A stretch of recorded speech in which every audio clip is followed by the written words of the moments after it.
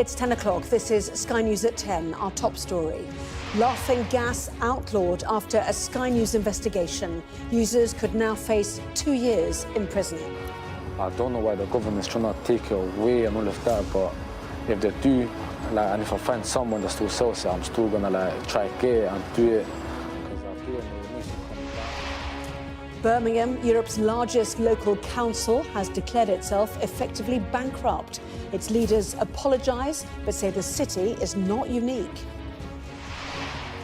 The government relaxes the rules on building new onshore wind farms in England and gets backing from the energy industry. At least one person dead in Greece after Storm Daniel floods homes and washes away cars, leaving tourists stranded. Well, here in the UK, many places are bracing for the hottest day of the year tomorrow. And the coach who leads Spain's World Cup winners to victory is sacked over the Luis Rubiales kissing scandal. Plus, we'll take a first look at tomorrow's front pages. That's in our press preview from 10:30.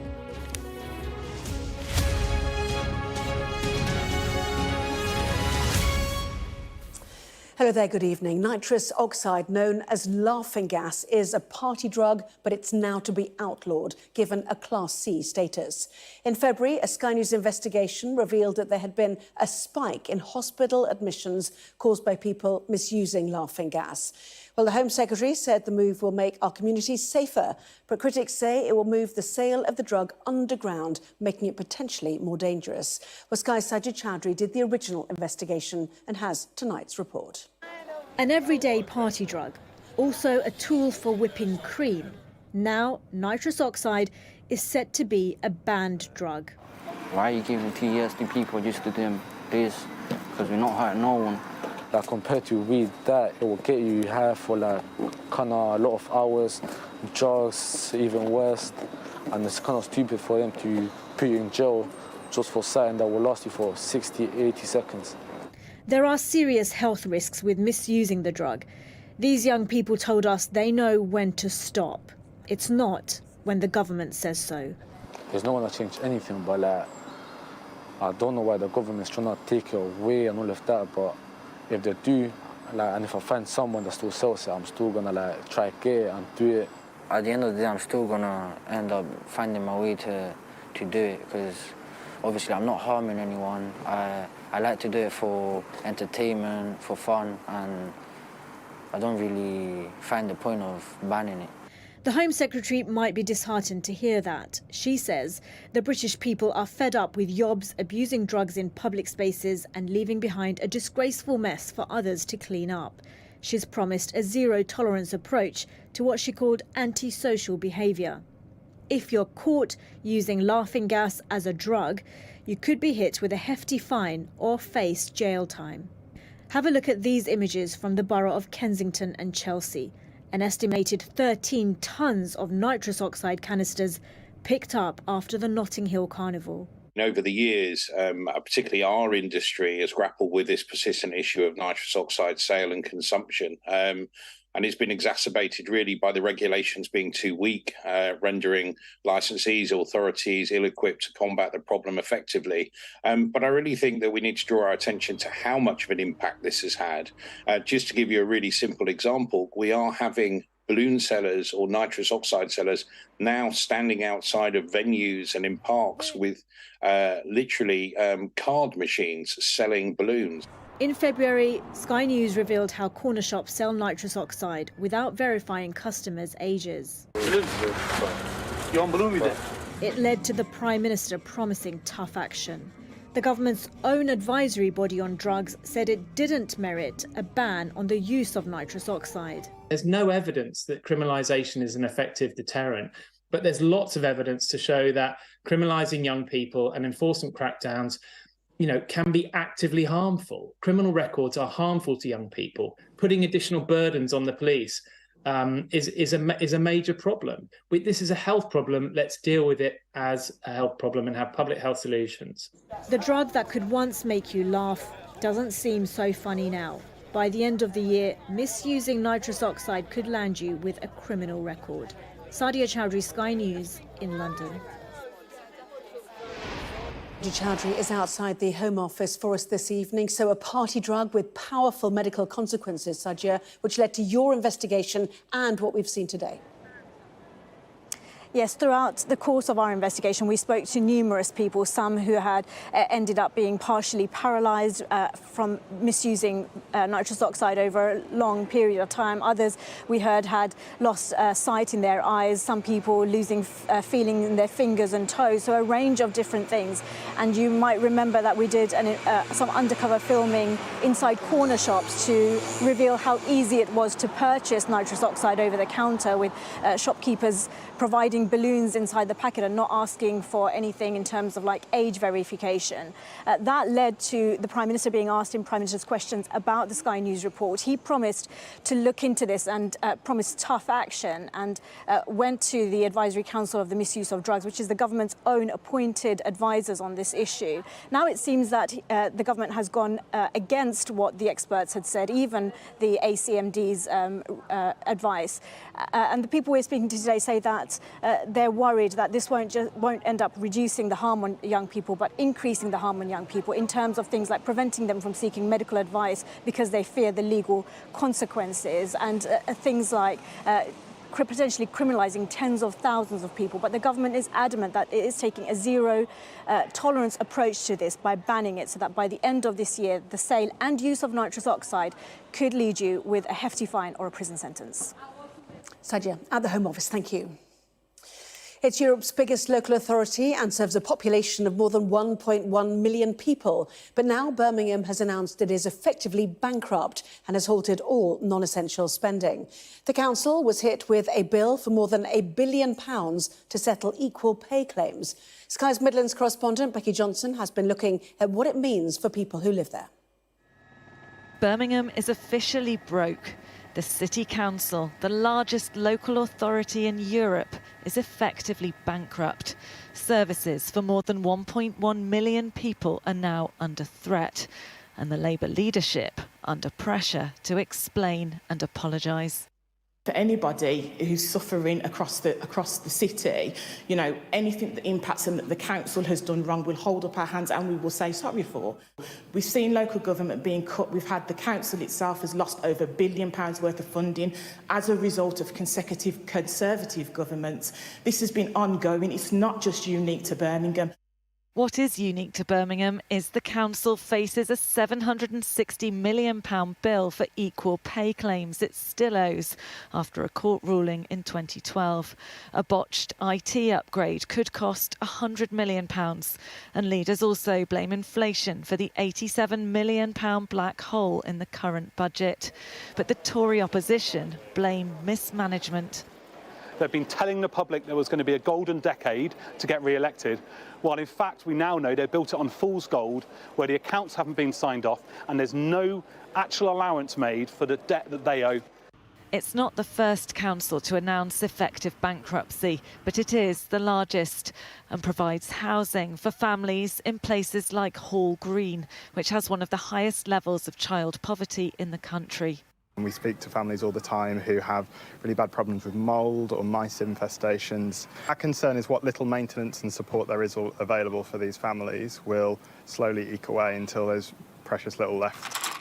Teachers worry funding for children with additional needs could be hit.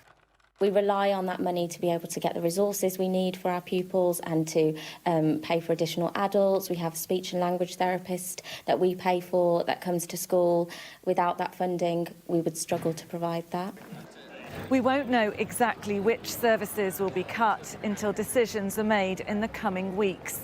But in this current cost of living crisis, when so many people need more help, the reality in this city now is there'll be even less to go around. And while the political blame game continues here, it's the people of Birmingham who'll lose out. Becky Johnson, Sky News, Birmingham. The Education Secretary Gillian Keegan has come under fire from colleagues for her unilateral decision to determine which school buildings needed to close as part of the concrete crisis, Sky News has learned. Ministers now fear she has opened a Pandora's box by setting a more cautious than necessary standard, which could affect a huge array of public buildings. Today, the Schools Minister confirmed that the Prime Minister had rejected a request for funding to rebuild 200 schools a year when he was Chancellor. Sky's Deputy Political Editor, Sam Coates reports. Fixing the roof while the sun is shining. Once a Tory pledge, now here an urgent mission.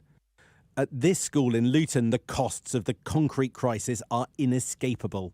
Well, it's devastating. The start of the school year should be everybody coming back, celebrating the results in summer, looking forward, setting the year ahead. And of course, now we're scrabbling around to re-timetable, to find temporary accommodation. Ministers might feel they're doing a good job. Staff here, less sure. We've been promised by Gillian Keegan that the DfE have secured some porta cabins, temporary classrooms, and they are available for immediate delivery. We've been asking when that might be, how many we might be able to have. We have no answer yet on that. All eyes on the Education Secretary. Is this government failing children, Minister? Absolutely not. But where does blame really lie? There is a fund to rebuild schools in need. Education ministers wanted a lot more money than they got from the man now running the country. We put in a bid for 200, but what Rishi agreed to was to continue the rebuilding programme at 50 a year, consistent with what we've been doing. 50 a year, the limited promise, but the outcome even worse. Only 4 schools have been rebuilt since 2021. And Sky News understands this crisis could spiral. What's frightening some in Whitehall is that they just don't know the scale of the problem beyond schools. Embattled Education Secretary Gillian Keegan took the most cautious of options when it came to concrete and schools because they're a unique case and there are children involved. But this has angered others in Whitehall who think that if the same standards are applied to other public buildings, the prison estate, local government buildings, military, then the disruption could be huge and the costs massive. The former top economist at the Bank of England says politicians should have seen it coming. I think it was foreseeable that if you consistently underinvest, the schools our kids go to, the roads that we drive on, the hospitals that we visit, unless you keep on investing in those things, it trips you up over the longer term. And we've invested too little for too long. How to fix crumbling public buildings, now the subject of a Westminster blame game. The political cost already big, the financial cost could yet be even higher. Sam Coates, Sky News. Well, indeed, the impact on public buildings with that breaking news we're just seeing, that the Director of Estates and Facilities for NHS England has said that they have written to all local NHS trusts again today to reiterate the need to ensure that recommended steps have been taken to maintain the safety of staff, patients and visitors in relation to RAAC. Simon Corbyn said that, in fact, they've done significant work over the last 4 years to identify the extent of RAAC within hospitals and other trust buildings in England and have put in place mitigation, monitoring and eradication programmes supporting hospitals to do that. So once again, as I said, a new letter written to all local NHS trusts again to reiterate the need to ensure the safety of staff, patients and visitors in relation to RAAC. So as we suggested there, the RAAC issue spreading. Now, what was an effective ban on onshore wind farms has been lifted by the government today. New installations of wind turbines on open land will be allowed if local councils give them the go-ahead. They'll be required to take into account the views of communities as a whole and not just a small number of objectors.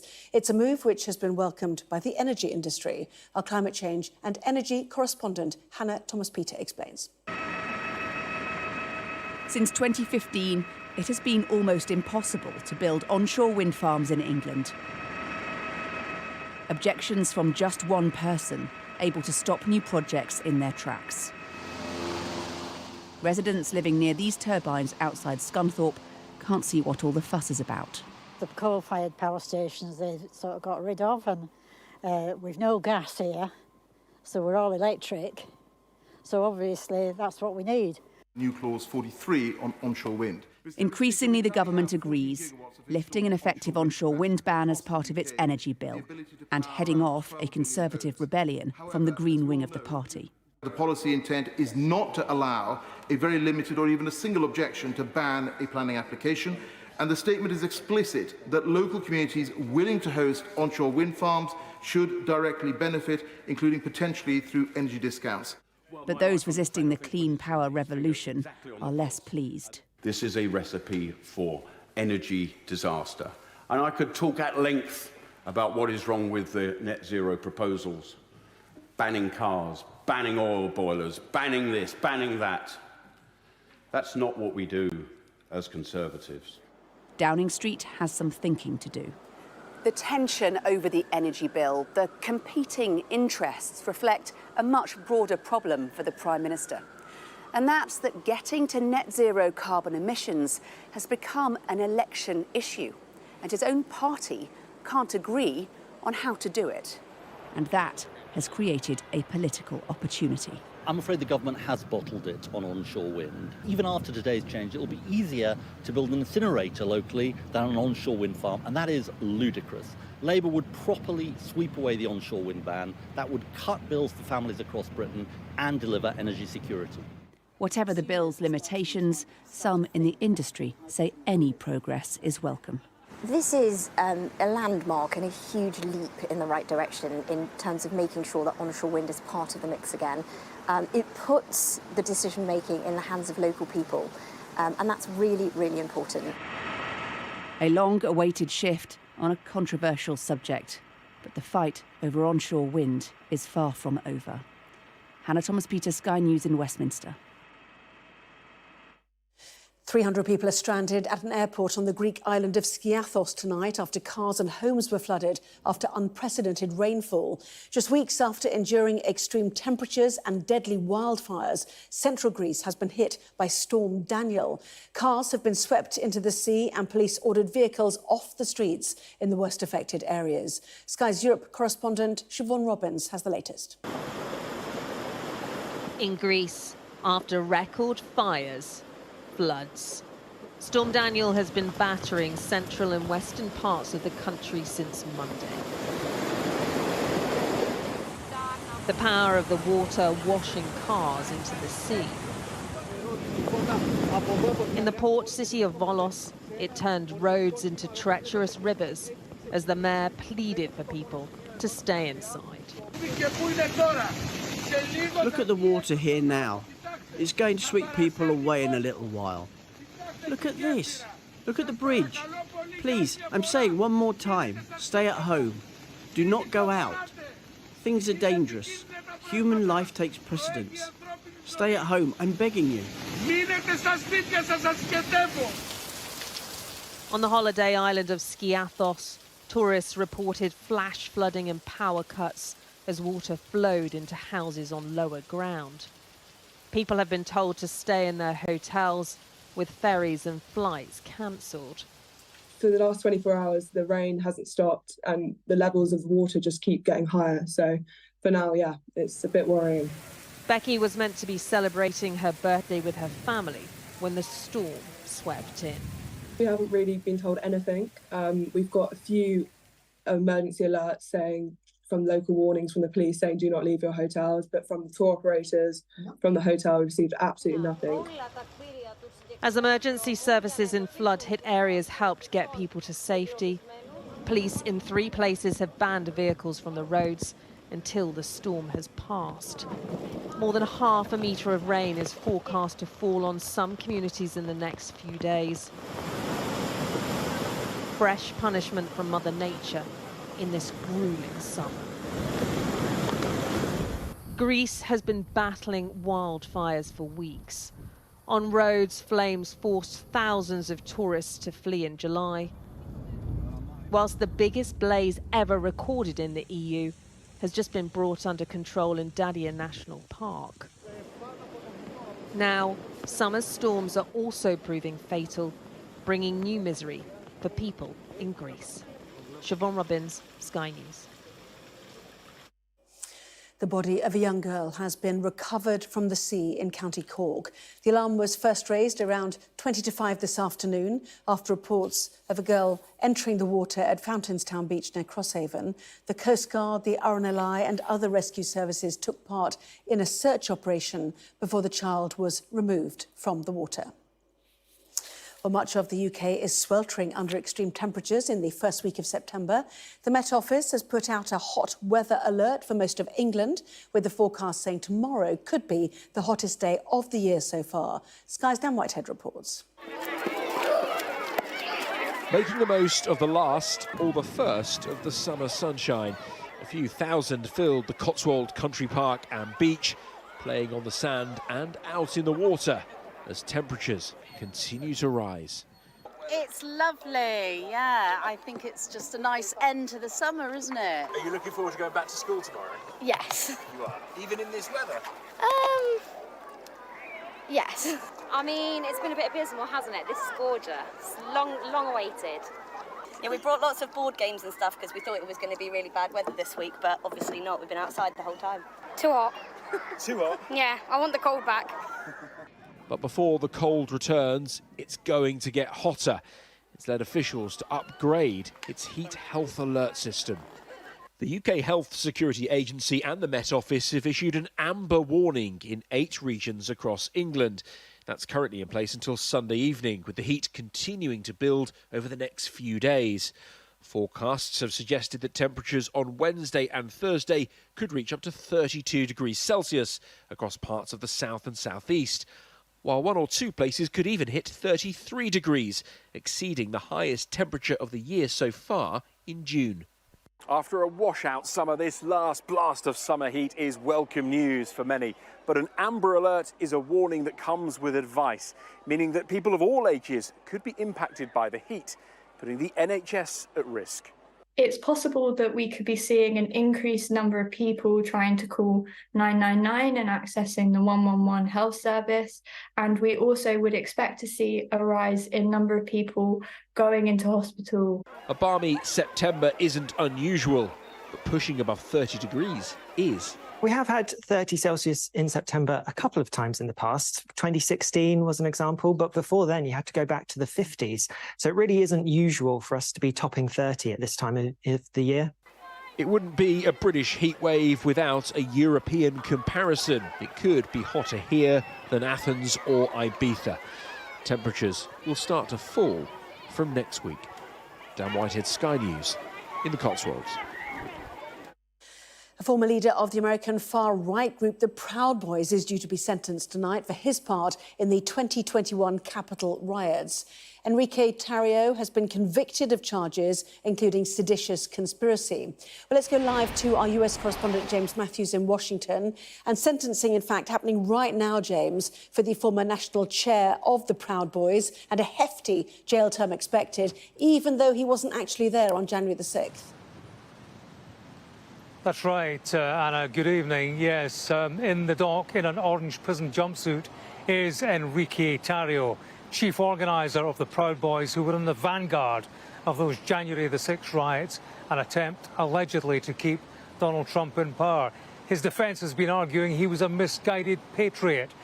The prosecution want him sentenced to 33 years, saying that he was guilty of a calculated act of terrorism. It is a story of extremism in the recent past in a country where far-right extremism still exists. A warning that my report now contains images of people performing Nazi salutes and chants. In the assault on democracy, he was director of operations. This is Enrique Tarrio, national chairman of the so-called Proud Boys. 300 Proud Boys, they're marching eastbound. He guided the right-wing group remotely as its so-called rally boys stormed the Capitol. Tarrio's instructions came from a hotel room in Baltimore. We need to hold the doors of the Capitol. He'd been arrested in the days before and told to stay away from Washington. We lost the line. Prosecutors said Tarrio was part of a command chain that organised and directed a force to attack the heart of US democracy. We fight like hell.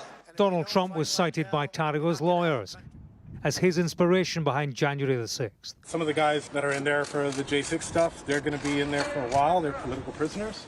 The scapegoat defence didn't spare him a conviction. He joins 4 other senior members of the Proud Boys now behind bars. Their sentencing a setback to leadership and influence on the far right.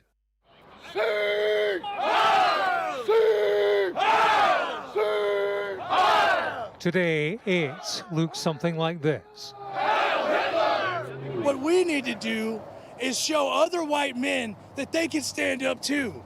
To not be afraid. Stick up for your self. So what does that mean? Does that mean violence? No, it doesn't mean violence. All of our goals can be achieved non-violently. The most violence is on y'all's side. Subjugation of our race.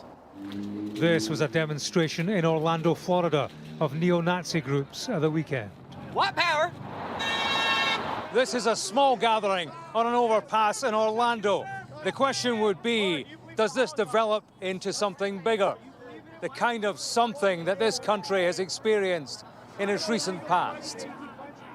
In the wake of January the 6th, public demonstrations of extremism have generally been small-scale. Jared Holt, a researcher in the field, believes that could change with the coming election. I think there's definitely sort of a buzzing energy that the right person, whether it's Trump or DeSantis or somebody else entirely, if they're able to pick that up, things could change really quickly. The January the 6th trials have removed extremists from the streets. Extremism itself marches on. James Matthews, Sky News, in Orlando, Florida. Now, Judge Timothy Kelly is on the bench and is due to deliver sentence on Enrique Tarrio very shortly. We'll bring you news of that as soon as we get it. Anna. James with the latest there. Thank you. We're back here. 1,300 more staff at Wilko are set to lose their jobs despite some branches being saved by fellow high street retailer B&M. The GMB union confirmed the job losses as 52 Wilko stores prepare to close next week. It comes nearly a month after Wilko collapsed and entered administration. Now, just 2 weeks ago, the Spanish women's football team made history winning the World Cup. But rather than celebrate, the win has been shrouded in controversy after the president of the Spanish FA, Luis Rubiales, kissed the player, Jenny Hermoso. Now the coach, Jorge Vilda, has been fired, the only member of the coaching staff not to resign in protest. Becky Cottrell has the story. Millions of people have now seen the head of the Spanish Football Federation kiss a female player without consent. Luis Rubiales was suspended, but this is no longer just about one man's conduct. It's also about those who stood by him. No voy a dimitir. I will not resign, he said, and they applauded, including this man, Jorge Vilda, the coach of the national women's squad. Today, Vilda was sacked by the FA. They did congratulate him for his coaching achievements, including his team's World Cup victory against the Lionesses.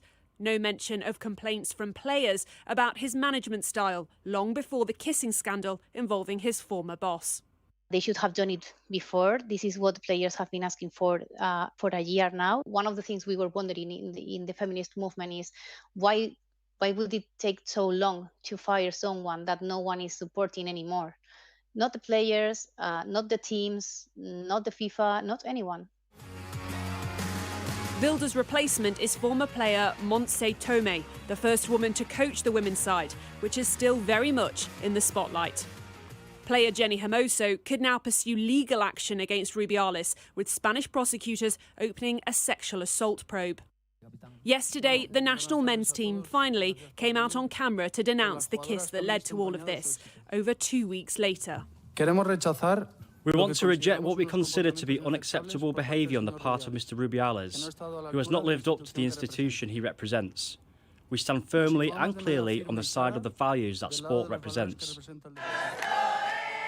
This has been called a Me Too moment for Spanish football, undoubtedly overshadowing Spain's World Cup win. But could it lead to lasting change? Becky Cottrell, Sky News. Well, that was Sky News at 10. Coming up, we'll be taking a first look at tomorrow's newspapers in the press preview tonight, joined by the journalist and broadcaster Jenny Kleeman and the PR consultant Alex Dean. Welcome to both of you. Among the stories, we'll be discussing this on the front of the Financial Times. Their headline, Birmingham declaring itself bankrupt after equal pay deals drain their resources. Back in just a moment.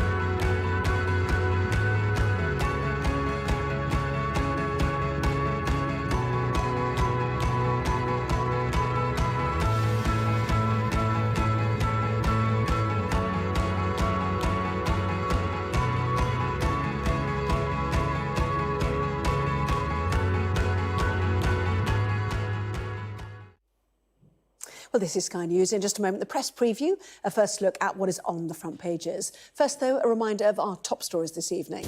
The Home Secretary has announced that laughing gas or nitrous oxide will be made illegal within weeks, with users potentially facing 2 years in prison. Birmingham City Council, Europe's largest local authority, has declared itself effectively bankrupt and blamed the bill on settling equal pay claims. And Sky News has learned the Education Secretary is facing criticism for unilaterally deciding which school buildings needed to close due to unsafe concrete, with fellow ministers fearing she may have opened a Pandora's box.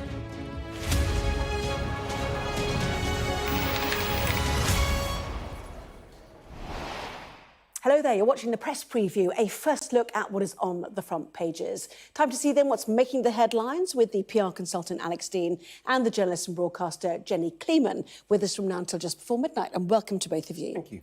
So front pages, let's kick off with the Financial Times, leading with Birmingham Council declaring itself bankrupt after millions of pounds worth of equal pay claims. Front page of the Metro, what a fine mess. They lead with an investigation into companies dumping untreated sewage on fine days. NHS staff told to watch out for concrete danger signs. That's the lead story for The Eye. The Times says people with mobility and mental health problems will be told to look for jobs they can do from home as the government tries to cut the number of benefits claimants. Daily Star reports on a driver who crashed through the Great Wall of China to take a shortcut to work. Not surprisingly, the driver was arrested. And The Sun says Philip Schofield unfollowed Holly Willoughby on social media ahead of the National TV Awards.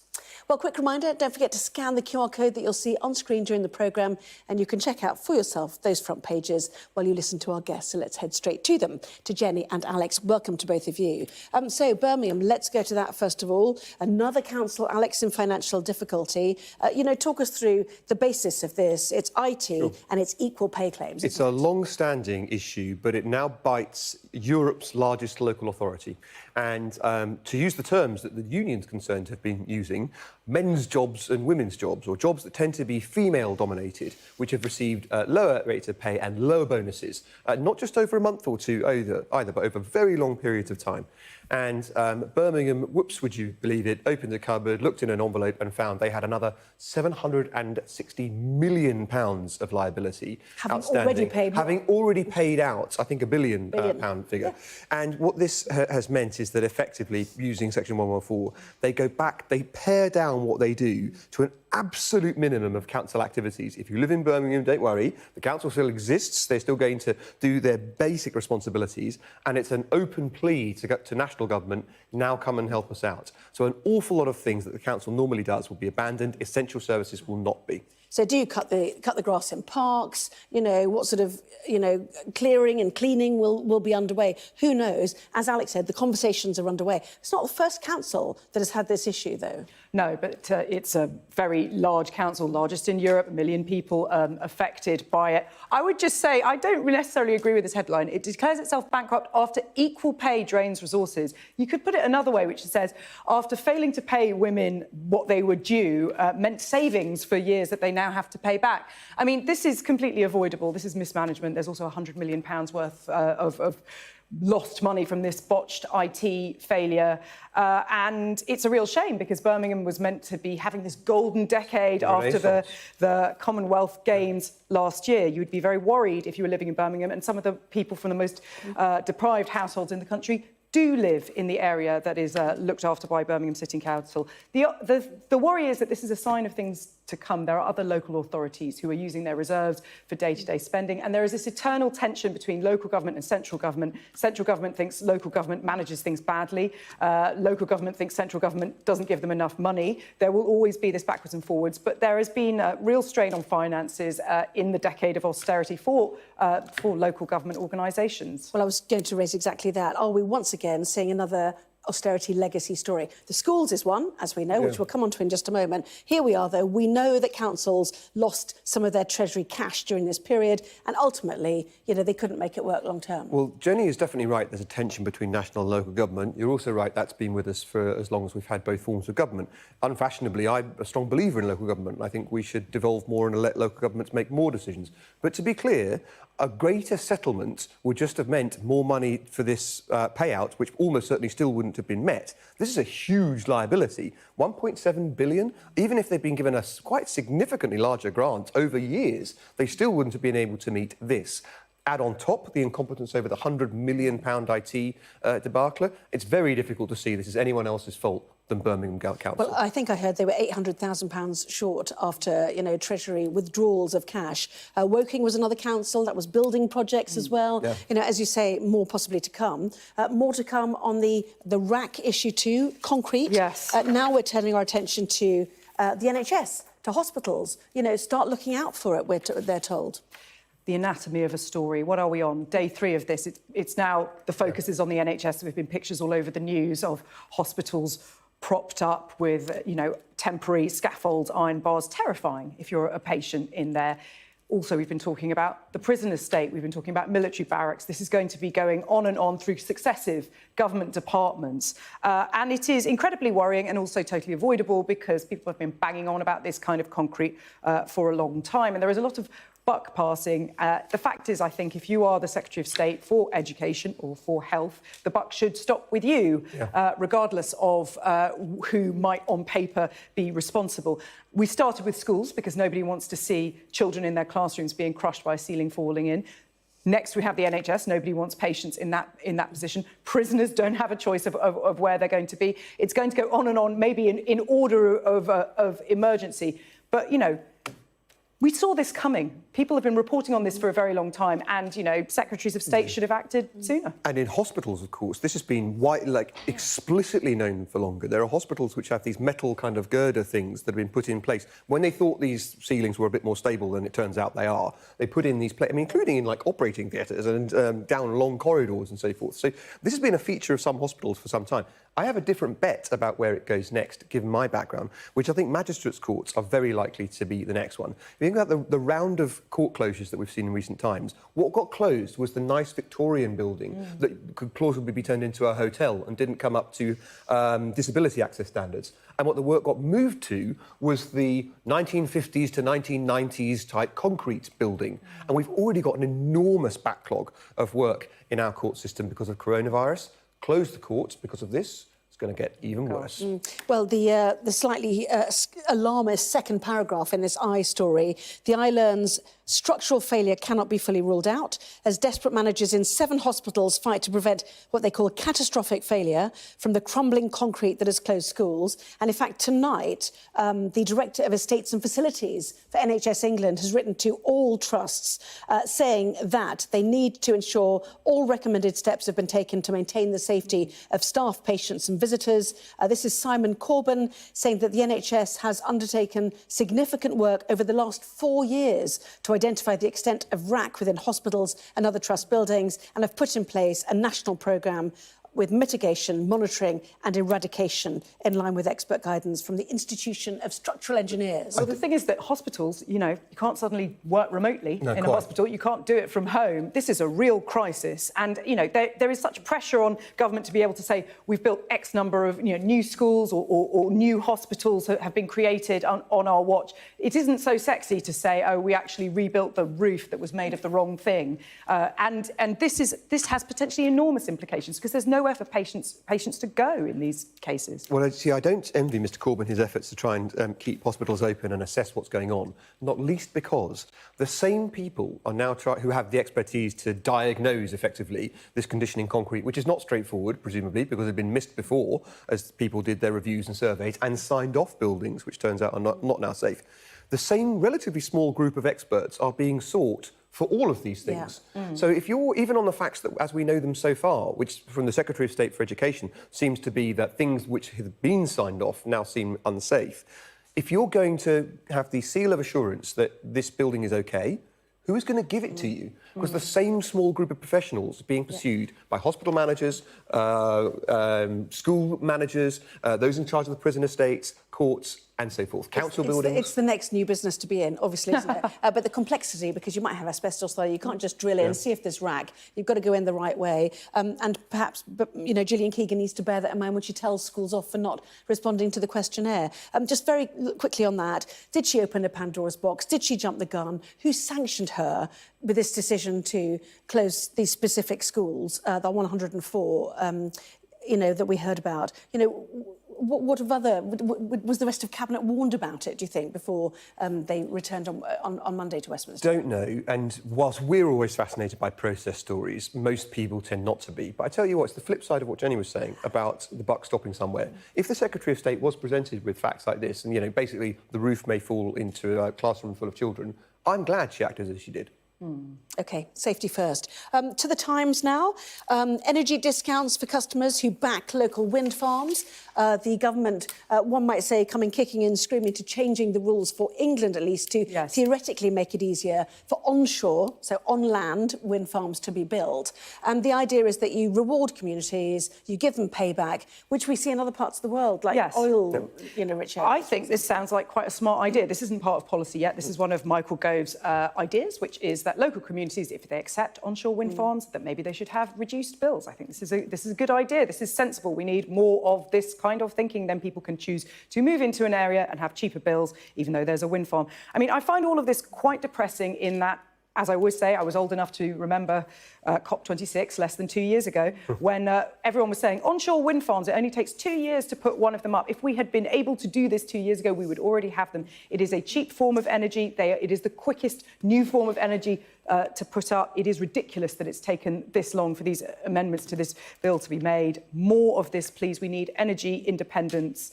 We need to not be dependent on fossil fuels, and we need to not be dependent on Russia. And I think, some people would back it if it meant that they had cheaper bills. Yeah, I embrace that kind of flexible approach. I mean, I'd extend it to nuclear. I think that people who got... But it takes 10 years to put... But if you're going to move into an area that's got a nuclear facility, or you're being asked if you'd approve of one coming in, why shouldn't you have cheaper bills as a result? And moreover, if you're not going to oppose the new housing estate, if you're going to be willing to say, yes, in my backyard, I welcome this development, you should get a lower council tax bill, in my view. The trouble is, for people, the amenities fluctuate and there aren't enough of them, and the costs are fixed. Your council bill doesn't go down, even though more people move in. You don't get a discount on your energy bill, even though the mast goes up. So actually, we should show that bit more flexibility. But I thought the argument was that communities aren't getting a say in those local housing projects. The council deems it's going there, the developer benefits, and the communities don't have a say. But Jenny's point, with which I was agreeing, was that if you do give people a say and then give them an incentive to say yes, then they're going to feel far more invested in what happens in their community, and that can include something that's really good for the environment. Yeah,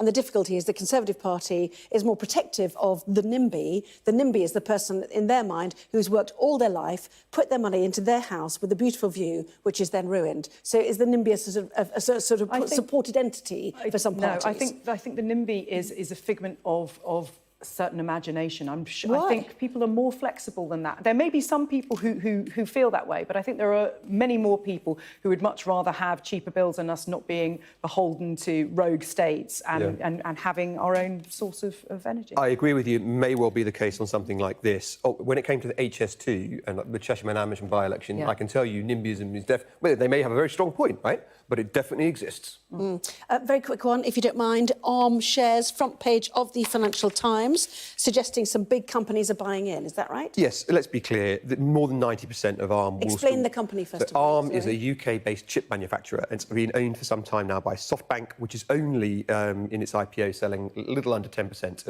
of the business. It's still going to... It puts the valuation of the business between $50 and $60 billion. So it's... Boy, we wished it was being listed in the UK rather than overseas. And I can't help but notice that most of the cornerstone businesses that will be buying up this 10% are its own customers. Interesting. OK, lots more still to come, including this fascinating story, the Great Fool of China, how one person's shortcut to work ended in arrest. One wonders why. I think you'll see back in a moment. Apologise.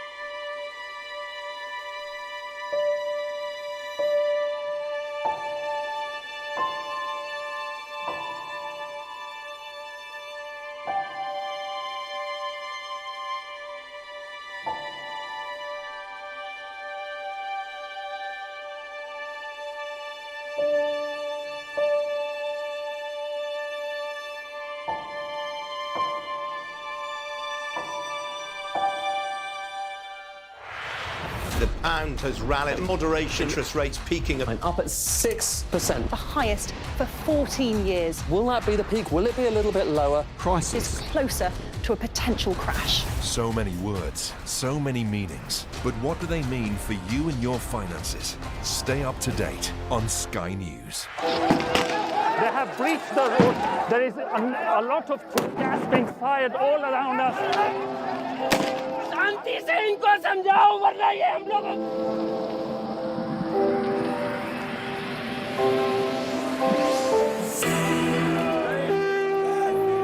It is an absolute carnival kind of atmosphere out here for Prime Minister Modi's decisive victory.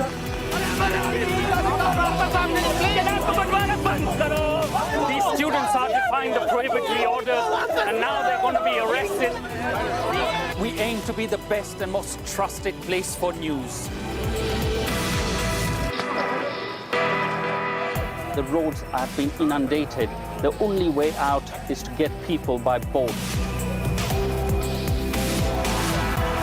What is feared that over 200 people might have died because of these landslides.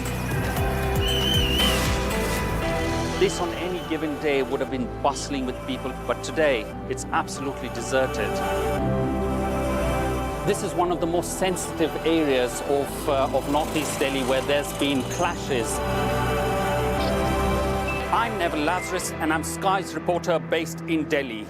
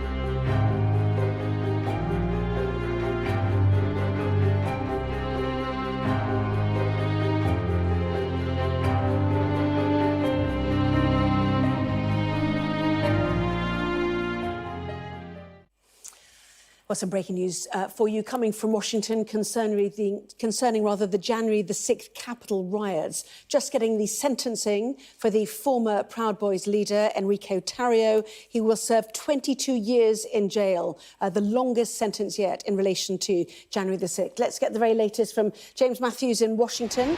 So what did the judge say then, James? Thanks, Anna. Yeah, 22 years, as you said, the longest for the Proud Boys. There have been a few Proud Boys through the courts. On every occasion, the prosecution has been seeking longer sentences than they got. That's certainly the case this time. They wanted Enrique Tarrio put behind bars for 33 years. They've got 2/3 of that. In terms of what the judge, Timothy Kelly, had to say, he said this, responding to Tarrio's apology. In today's closing statements, he made an apology, a wide-ranging apology to law enforcement officials with whom Proud Boys came into contact on the 6th of January, among others. But in terms of what the judge said about that, he said he was glad to hear Tarrio's apologetic statement, but he said he found his remarks lacking. I'm quoting the judge now. He said, "I don't have any indication that he's remorseful for the actual things that he's convicted of." And he called Tarrio's statement better than nothing. It's clear, he said, that he was the leader of a seditious conspiracy that threatened the transfer of power. And that was what this case was about, Anna. Tarrio and a handful of others, key organisers of the Proud Boys, around 200 who were in the vanguard of the January the 6th insurrection in an effort, allegedly, to stop the transfer of power to Donald Trump. Tarrio cited Donald Trump as his inspiration. His lawyers said that he shouldn't be scapegoated. Well, I tell you, that argument surrounding Trump and him being an inspiration to others will play out in the very same court building when Donald Trump himself returns here for a criminal trial in some months' time. James Matthews there with the breaking news that former Proud Boys national chairman Enrico Tarrio has been sentenced to 22 years in prison, even though he did not attend himself the Capitol riots on January the 6th. Well, returning to our press preview now, Jenny Cleam and Alex Dean are here with me. Goodness, what are we going to next? I think it might be the weather. Yeah. Yes. Isn't it? Anyway, Jenny. It might be 32 degrees tomorrow. This country, this summer has been ridiculous, just as the kids go back to school. Just as the kids go back to school, it's one of those weird Septembers where it will be incredibly hot and all the wasps are horrible and it'll be not great because the kids will be back at school. But there we go. This warmth follows, as it says, the 6th wettest July on record and a disappointing August. Temperatures back to average next week. But it does feel like the weather has gone bonkers. Well, but don't we every year get like it's a glorious Indian summer. Who ever saw that coming? Except it happens every year. Yeah, it's because the climate is changing. That's the thing. Well, we have great sympathy for all those in Greece, in Skiathos, British tourists trapped, trying to find out about their flights as well. So we'll keep covering that for now, both of you. Thank you very much.